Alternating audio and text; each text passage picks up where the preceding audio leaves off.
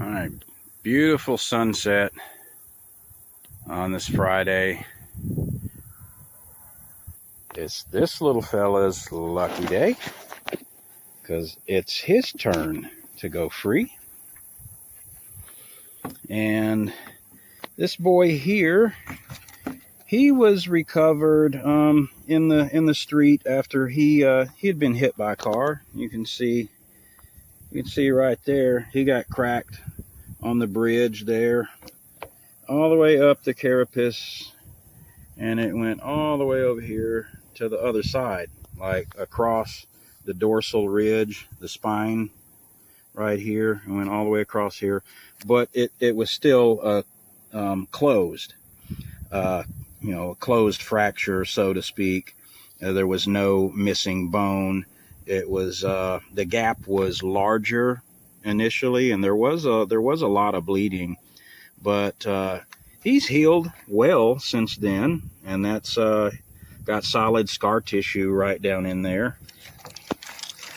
Let's see his face real quick. So that's all solid scar tissue that's built up there. The crack isn't fully, it's not flush. The scar tissue, the granulation is not flush with the edge of the bone of the shell.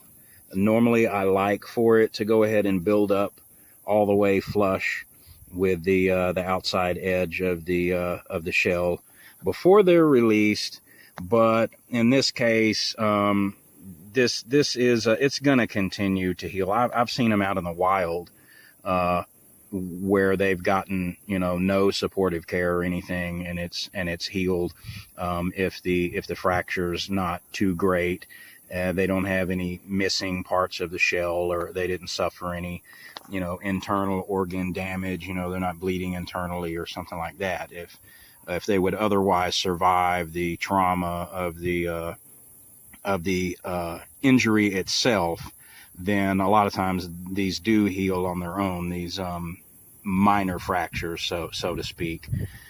So that's going to continue to granulate and fill up. And at this point, we're so close to winter now. It's just better to go ahead and turn him out here, and let that process is going to continue with him in the wild. He doesn't really need any additional help on that. So that's in other words, that's close enough for our work. He has gone back to full depth submersion, so because there was full healing there, and that there was no complication with that. He's fully sealed and water and airtight again, so there's no issue with that. Even though you can see that crack, there's soft scar tissue right immediately beneath that. So he's all watertight again, and he's good to go. So we're going to go ahead and let him go. And originally, I was going to let him go at Sissy's Lake because that is the closest area to where he was recovered by the Good Samaritan.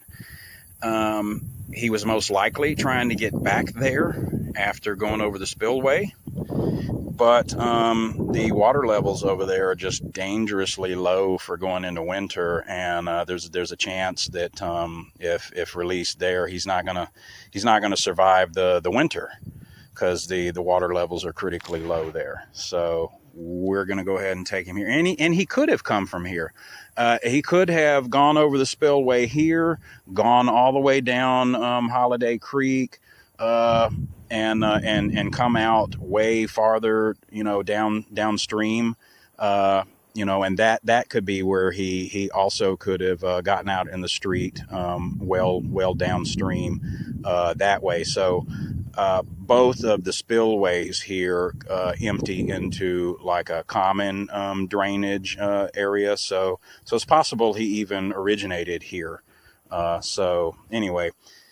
And they are semi-migratory, so it's not as with the aquatic turtles. It's good to get them back to where they came from, if and if it's safe to. In this in this situation, it's not safe to release him at the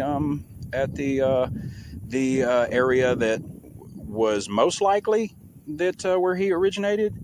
But with the aquatic turtles, it doesn't have to be exact, because they are semi-migratory, or not migratory in the sense of like birds or whatever, but they do move around from one habitat to another. So it's Canada goose. So this is not really critical on moving him to another aquatic habitat not far away. That's okay to do if you have to with aquatic turtles. It's box turtles and snakes and lizards. It's all the other reptiles you don't really want to do that for. This here only applies to aquatic turtles, or aquatic reptiles. Okay.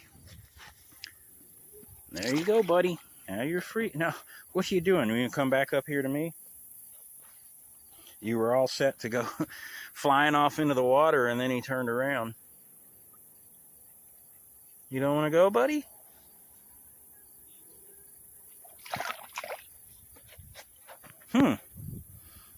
Well, I don't believe I've ever had this happen before.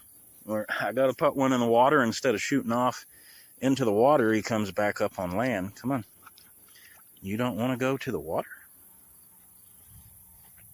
Okay, there we go. Wonder what was up with that. He's going to be okay. He's probably going to stay in here through the winter. And unfortunately, this is one of the reasons why we had that massive migration here, where so many of them got killed a year ago.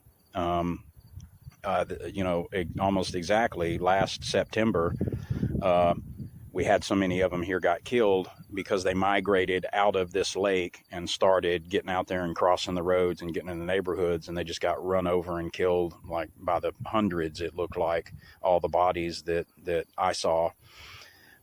So yeah, they will migrate to other water sources when they need to. So this is the one exception to that rule about relocating. Yeah, for this guy, he's going to be perfectly fine.